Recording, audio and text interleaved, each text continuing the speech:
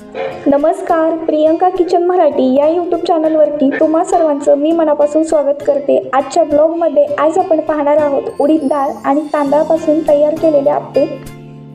हे आप्पे मी कशा पद्धतीने बनवते हे मी तुमच्यासोबत शेअर करणार आहे आजच्या ब्लॉगमध्ये।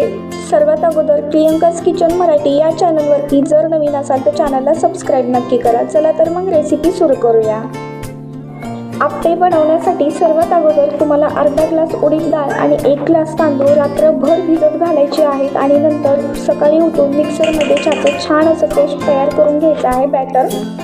आता हे सगळं काही बॅटर मी काढून घेतलेलं आहे मिक्सरमध्ये आणि तेच थोडंसं बॅटर मी आप्प्यासाठी यूज करणार आहे। आणि इडली ज्यावेळेस तुम्ही इडली करताना ते बॅटर काढल्यापासून 1 दिवस छान असं भिजत घालायचं म्हणजे तुमची इडली देखील मऊ लुसलुशीत बनते।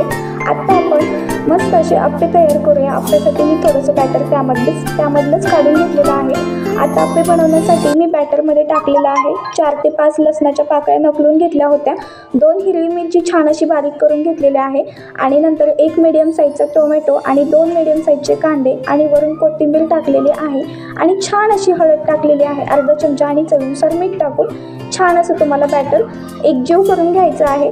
आता छान असं आपलं बॅटर हलवून घेते तोपर्यंत आता पुढची प्रोसेस करूया। आता आपलं छान असं बॅटर हलवून झालेलं आहे आणि मिक्स देखील झालेलं आहे। आता आप्पे पात्रामध्ये थोडंसं तेल टाकायचं आहे आणि एक छान असं चमच्याच्या साहाय्याने तुम्हाला बॅटर यामध्ये सोडून द्यायचं आहे।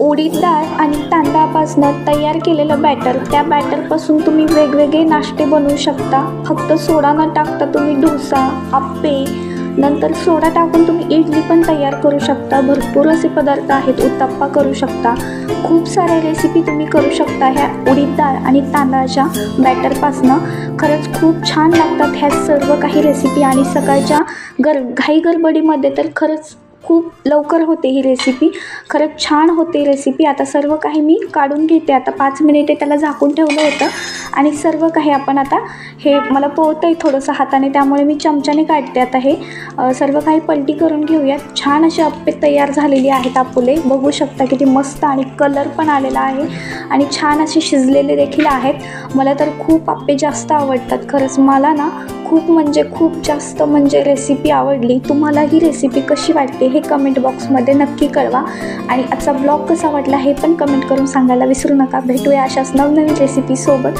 तोपर्यंत तुम्ही मस्त राहा, स्वस्त राहा आणि मेन म्हणजे खात राहा आणि चॅनलवरती प्लीज नवीन असाल तर चॅनलला सबस्क्राईब नक्की करा। धन्यवाद।